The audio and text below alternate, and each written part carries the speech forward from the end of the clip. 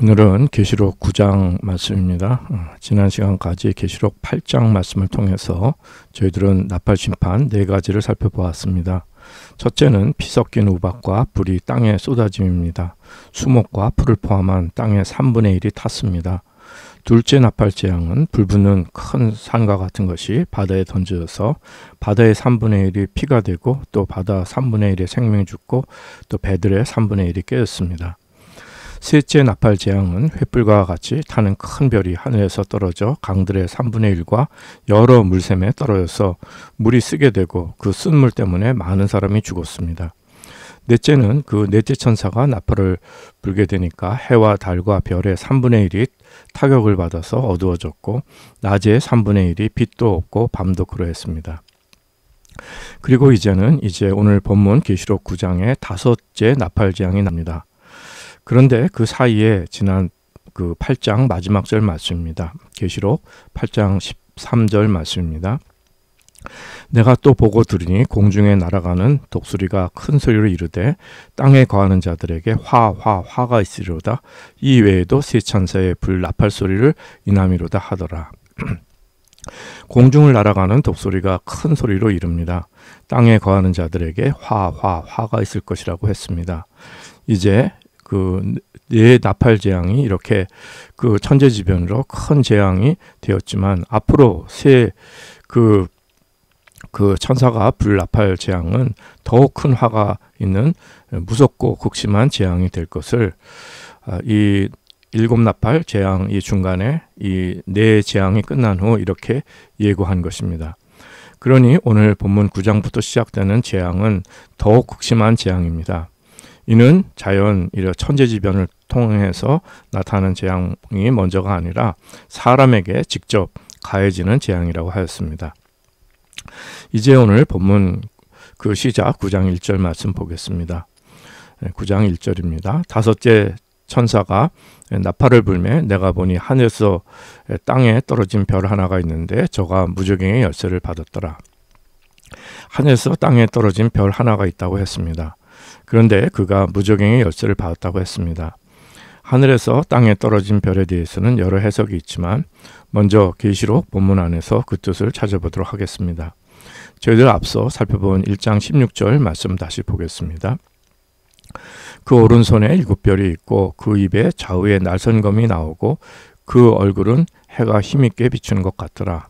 그러니까 주님께서 그 오른손에 그 쥐고 계시는 7별을 말씀합니다. 그리고 이제 20절로 가보겠습니다. 계시록 1장 20절입니다. 내 본 것은 내 오른손에 7별의 비밀과 7 금촛대라. 7별은 7교회의 사자요 7 촛대는 7 교회니라. 7별은 7 교회의 사자라고 했습니다. 그런데 이 사자라는 원어는 앙겔로스, 그러니까 하나님께서 보내신 사자라는 뜻인데 앙겔로스는 바로 엔젤, 천사입니다. 그러므로 이 별은 천사를 의미한다고 볼 수가 있습니다. 영적 하늘에 뿌려져서 천상의 세계에서 하나님의 사역을 하는 영적인 존재들을 말씀하는 것입니다. 그런데 계시록 1장에 나오는 그 7 천사들은 주님께서 오른손으로 붙들고 계시는 하나님의 사역자들입니다. 그러나 오늘 그 9장에 나오는 별, 즉 천사는 하늘에서 땅에 떨어진 별입니다. 즉 하나님을 반역하고 하나님을 떠난 타락한 천사를 의미합니다. 여러분 이사야서 14장 12절 말씀 잘 아십니다. 너 아침의 아들 계명성이여 어찌 그리 하늘에서 떨어졌으며 너 열국을 엎은 자여 어찌 그리 땅에 찍혔는고. 계명성 그 루시퍼입니다. 이제 앞으로 볼 계시록 22장에 가면 예수님을 이 광명한 새벽벌이라고 칭하는데 이 주님과는 반대되는 영적인 존재입니다. 하나님께서 빛나고 아름답게 지어주신 그 어떤 피조물보다도 훌륭한 천사인데 하나님을 반역하고 하나님보다 높아지려고 교만을 부리다가 이 천사장인 루시퍼 하나님 존재에 쫓겨나서 땅에 떨어진 별을 의미합니다. 이 사단에게 무저갱의 열쇠가 주어졌습니다. 무저갱은 바닥이 없는 함정입니다. 캄캄한 암흑세계입니다. 그런데 2절에 보면 계시록 9장 2절입니다. 저가 무저갱을 여니 그 구멍에서 큰 풀무의 연기 같은 연기가 올라오매 해와 공기와 그 구멍의 연기로 인하여 어두워지며 이렇게 말씀합니다. 그 구멍에서 큰 풀무에 연기 같은 연기가 올라왔다고 했습니다. 풀무는 용광로 화로입니다. 거기서 연기가 올라왔는데 해와 하늘이 그 연기로 인해 어두워짐을 의미합니다. 얼마나 많은 연기가 자욱하게 올라왔겠습니까? 이처럼 큰 어둠의 세력이 무정행으로부터 올라온 것입니다. 다음 절 3절입니다. 또 황충이 연기 가운데로부터 땅 위에 나오매 저희가 땅에 있는 전갈의 권세와 같은 권세를 받았더라. 황충이 연기 가운데서 나와서 전갈같이 쏘는 권세를 받았다고 했습니다. 이는 하나님께서 심판의 도구로 사용하시는 사단의 권세입니다. 다음 4절입니다. 저희에게 이르시되 땅에 풀이나 푸른 것이나 각종 수목은 해하지 말고 오직 이마에 하나님의 인 맞지 아니한 사람들만 해하라 하시더라. 그 전갈의 권세를 받은 황충들은 푸른 자연, 각종 수목 이런 것은 해하지 않고 오직 하나님의 인맞지 않은 사람들만 해야 할 권세를 받은 것입니다. 사단은 전지전능한 존재가 아닙니다. 영적인 존재지만 하나님의 피조물이요. 그가 하나님을 대적하고 타락했어도 하나님의 허락하에, 하나님의 절대주권하에 그분의 명령 안에서만 행할 수 있습니다. 그러기에 구원받은 성도의 복이 이 사단의 권세에서 하나님 나라로 옮겼기에 이 그리스도의 영이 있는 하나님의 그 사람들은 사단이 함부로 어찌하지 못합니다. 그러나 이것이 이 세상 번영, 육체의 건강, 이 모든 것을 보장하는 것은 아니라고 했습니다. 예수 믿어 그 사단이 해하지 못하는 권세를 받았다고 해서 믿음만 좋으면 무조건 치유되어 몸이 건강하고 이 세상 모든 어려움, 힘든 일 다 물러가고 만사 형통하여 세상 복락, 번영을 누리는 것은 아니라고 했습니다. 하나님께서 지켜주심은 저희들의 영혼이 먼저요. 사단의 권세와 해하지 못하는 것은 저희들의 구원받은 영혼, 이 주님 주신 풍성한 생명, 영생입니다. 저희들은 이 땅 현실에서 어려움도 있고 또 고난, 또 닥치는 환난, 또 나름대로 이렇게 통과합니다. 그러나 하나님께서 지켜주시기에, 성령께서 인도하시기에 이 모든 것을 이기고 하나님께 보호받음을 의미합니다.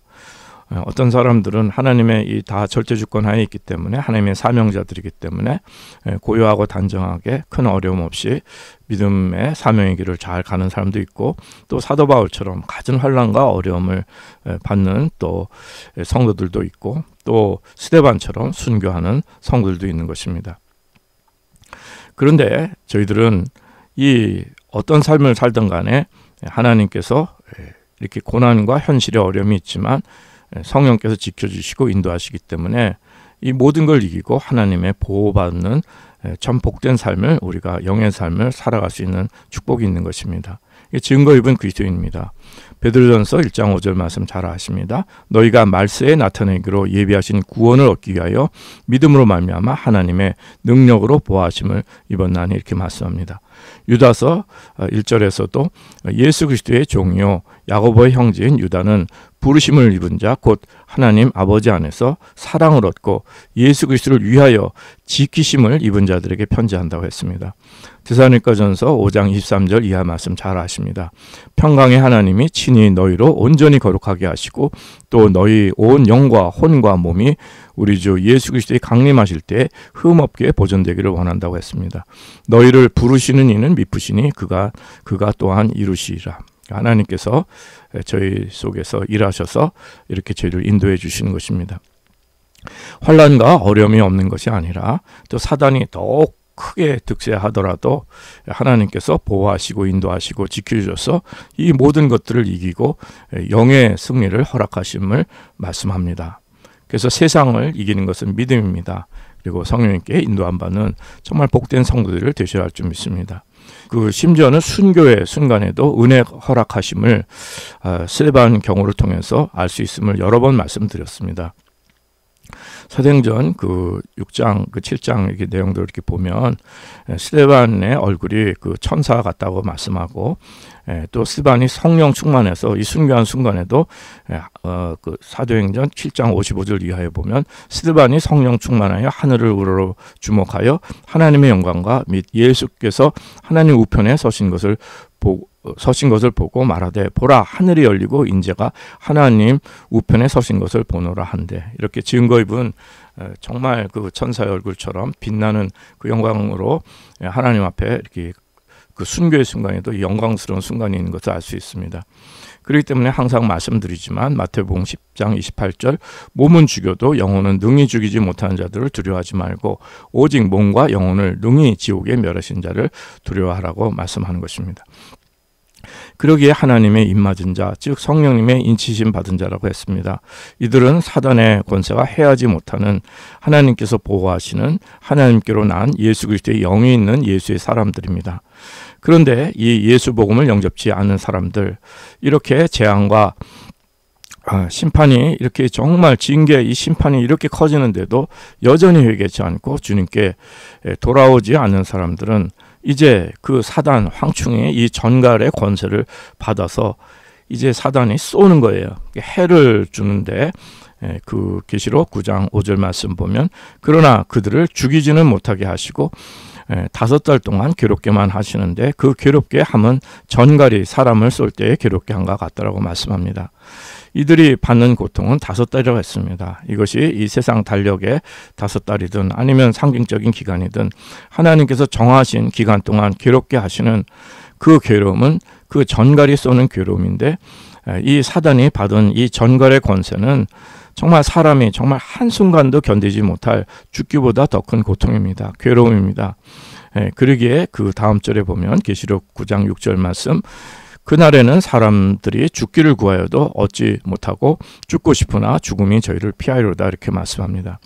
이 세상에는요, 이처럼 차라리 죽고 싶은데 죽지 못하는 상태에서 그 고통과 괴로움이 너무 심해서 이는 내가 이게 컨트롤할 수 있는 것이 아닙니다. 정말 어쩔 줄 몰라 하는 매 순간 극심한 괴로움을 겪는 것을 의미합니다.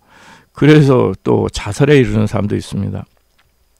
과거 심리치료 공부할 때 이 정신병원 사역도 한 기억이 있는데, 여기 캐나다도 겉으로 보기에는 모든 것이 평안스럽고 또 병원도 이렇게 평안하고 시설이 잘 된 것 같은데, 그 일반인들이 잘 알지 못하는, 일반인들이 접근할 수 없는 지하병동 같은 데가 있습니다. 정신적인 어려운 사람들이 그런 사람들을 수용하는 곳입니다.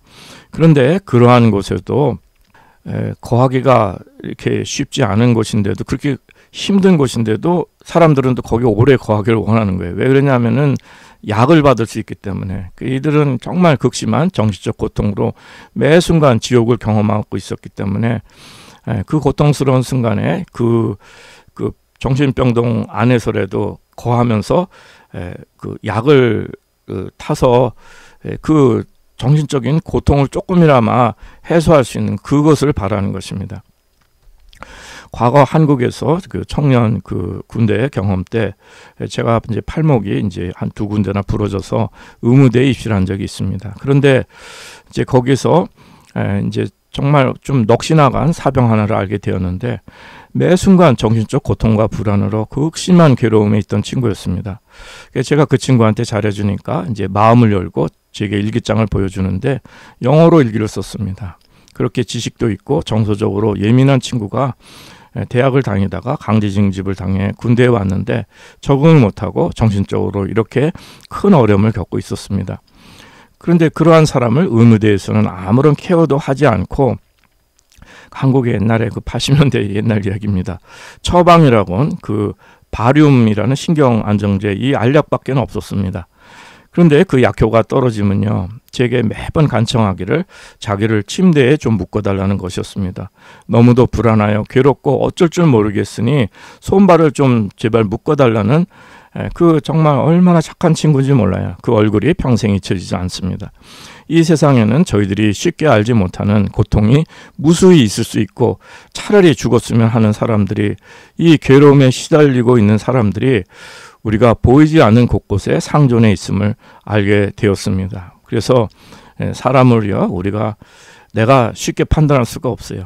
그 당사자는 정말 다른 세계를 살고 있는 거예요. 말할 수 없는 고통이 있는데 그 다른 사람들은, 이 세상 사람들은 전혀 이해하지 못하는 그런 차원의 고통을 겪는 사람들이 있는 것입니다.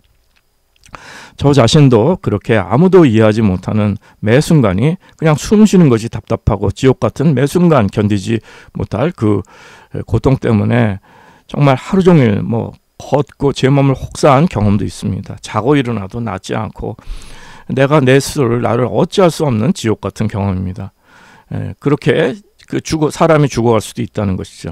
위험한 시기까지 간 순간들이 있는데, 그러기에 하나님께서 이렇게 5달, 그것이 세상의 시간이든 상징적인 시간이든 정해진 기간에 받는 고통은 정말 하나님께서 아직 회개의 기회를 주시고 사단의 권세에서 하나님께로 돌아갈 징계와 연단의 기회를 이제 그렇게 주시기도 하는 것입니다.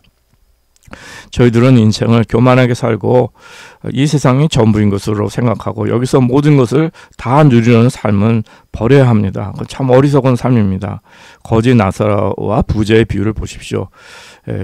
가끔 인용하지만 다시금 인용합니다. 누가복음 16장 19절 이하의 말씀입니다.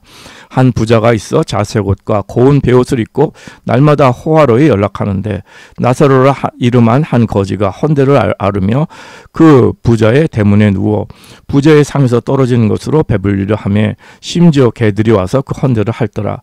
이에 그 거지가 죽어 천사들에게 받들려 아브라함의 품에 들어가고 부자도 죽어 장사되매 저가 음부에서 고통 중에 눈을 들어 멀리 아브라함과 그의 품에 있는 나사로를 보고 불러 가로되 아버지 아브라함이여 나를 긍휼히 여기사 나사로를 보내어 그 손가락 끝에 물을 찍어 내 혀를 서늘하게 하소서. 내가 이 불꽃 가운데서 고민하나이다. 아브라함이 가로되 예 너는 살았을 때 내 좋은 것을 받았고 나사로는 고난을 받았으니 이것을 기억하라.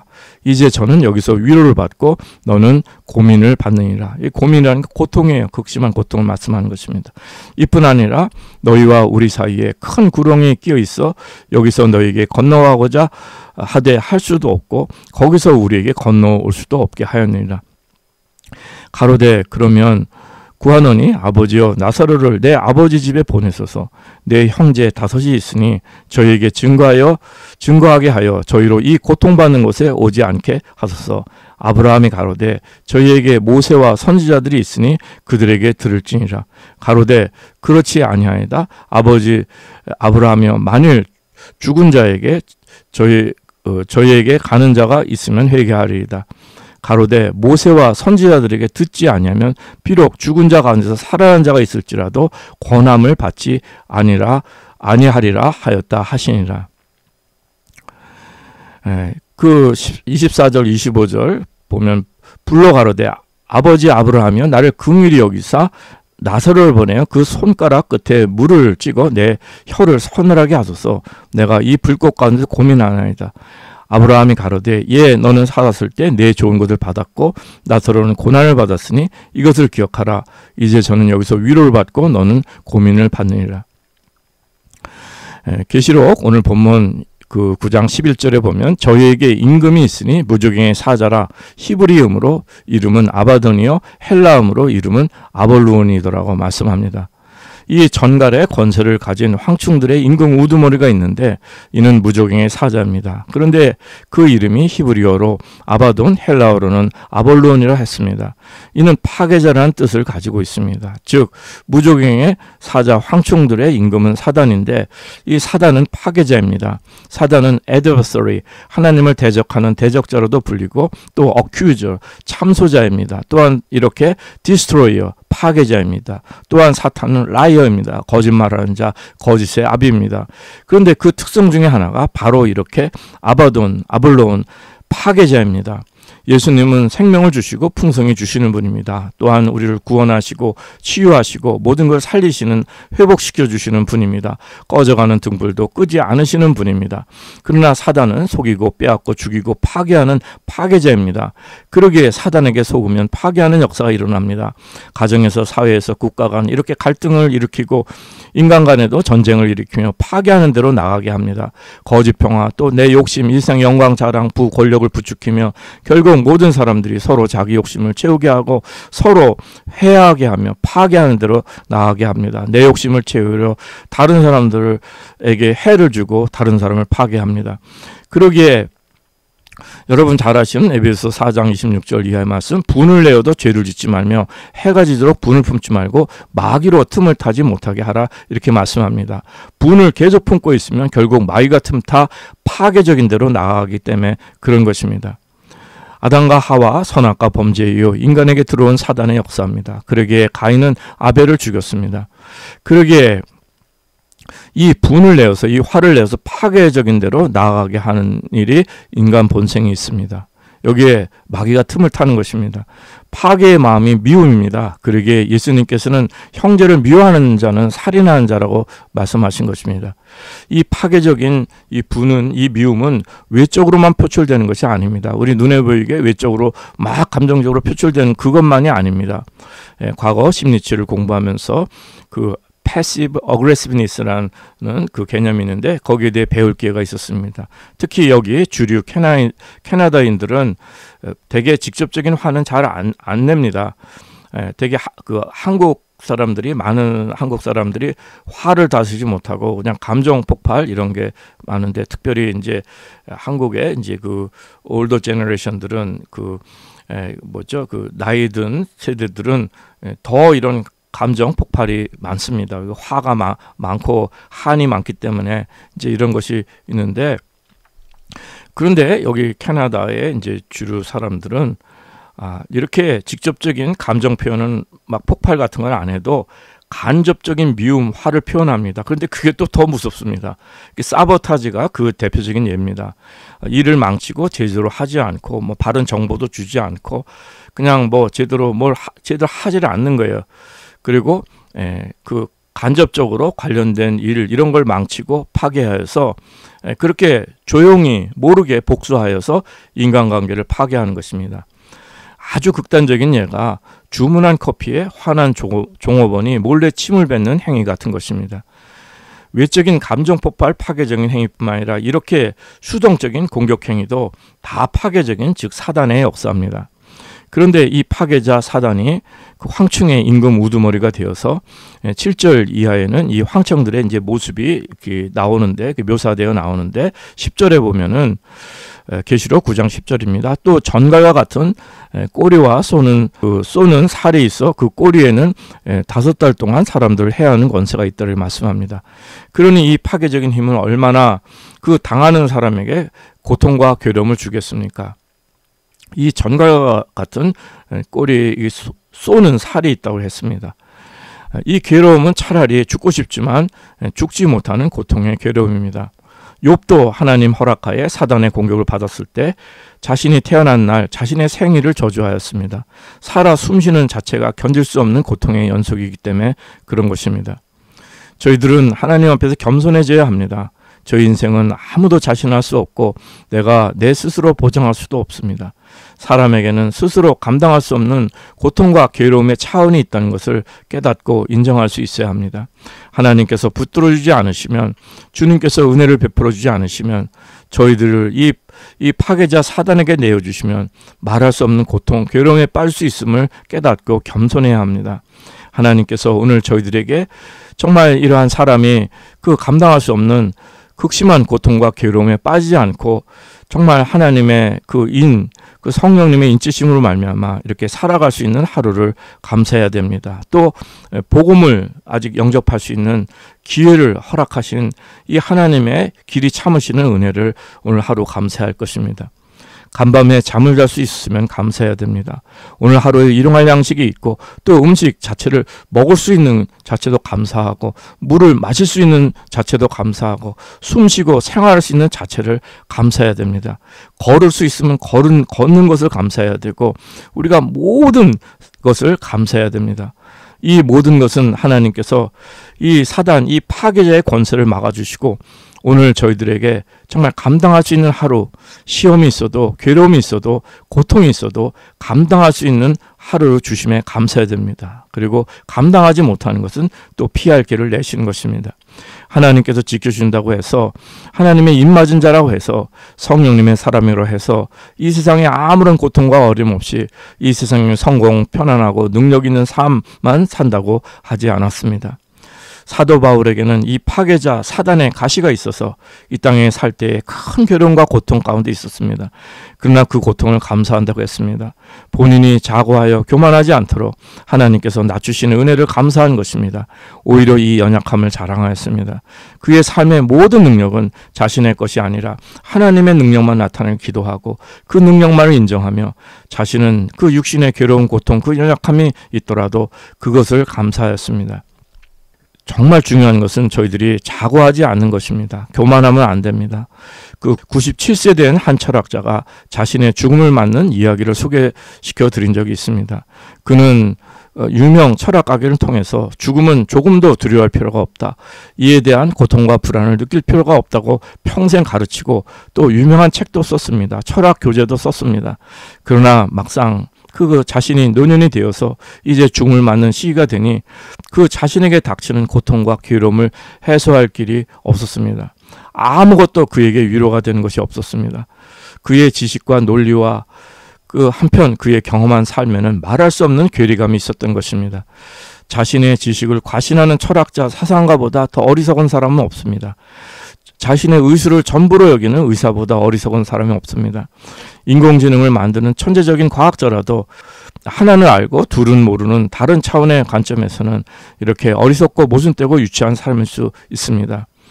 과학자로서는 훌륭해도 그 사람의 정신세계나 그 사람의 인격이나 그 사람의 생각은 유치할 수가 있는 것입니다. 저희들은 하나님의 존전에 겸손히 엎드려야 합니다. 하나님의 말씀, 복된 소식, 예수 그리스도의 복음을 영접해야 됩니다. 모두들 이 파괴적인 권세, 죽음의 권세의 종로를 타던 우리 자연인의 존재, 이 자체, 우리 그냥 이 죄된 존재, 우리가 얼마나 악한 존재인지 모릅니다. 이 죄악을 깨닫고 회개하여 예수님 보혈 의지하여 하나님께로 나아가야 됩니다. 그러나 저희들에게 복음이 비치지 못한다면, 또 복음을 영접하지 않는다면, 하나님의 인을 맡기를 싫어하고 성령님의 인치심을 거부하는 사람들은 이 예수 그리스도의 복음, 이 진리 복음을 거부하고 이 진리 복음을 깨닫지 못한다면 절대로 회개할 수가 없고, 이렇게 죽기보다 더 큰 고통, 괴로움, 재앙을 맞는다 할지라도 하나님께 돌아갈 수가 없습니다. 인간은 스스로는 하나님께 돌아가지 않습니다. 인간의 완악함은 이 성경이 말씀하는 것, 또 우리의 본성은 상상을 초월하는 완악함입니다. 지난 시간에도 인용했지만 다시 인용합니다. 이제 계시록 그 뒤에 가면 9장 오늘 이 후반절에 가면 20절 이하의 말씀, 이 재앙에 죽지 않고 남은 사람들은 그 손으로 행한 일을 회개치 아니하고 오히려 여러 귀신과 또는 보거나 듣거나 다니거나 하지 못하는 금, 은, 동과 목석의 우상에게 절하고 또 그 살인과 복술과 음행과 도적질을 회개치 아니하더라. 이 하나님을 떠난 파괴적인 죄악들 때문에 이번에는 파괴자 사단의 공격을 받아 죽기보다 더 고통스러운 재앙을 받았어도 그것이 지난 후에는 이 재앙에 죽지 않고 남은 사람들은 회개치 않습니다. 복음이 가려졌기 때문에 그런 것입니다. 고린도후서 4장 3절 이하의 말씀 잘 아십니다. 만일 우리 복음이 가려웠으면 망하는 자들에게 가려운 것이라. 그 중에 이 세상 신이 믿지 아니하는 자들의 마음을 혼미케 하여 그리스도의 영광의 복음의 광채가 비치지 못하게 함이니 그리스도는 하나님의 형상이니라. 오늘 지금 이 말씀을 듣고 하나님을 두려워하게 되고 이 계시록 말씀이 이루어짐을 믿게 된 사람들은 복 있는 사람들입니다. 성령께서 깨닫게 해주시기 때문입니다.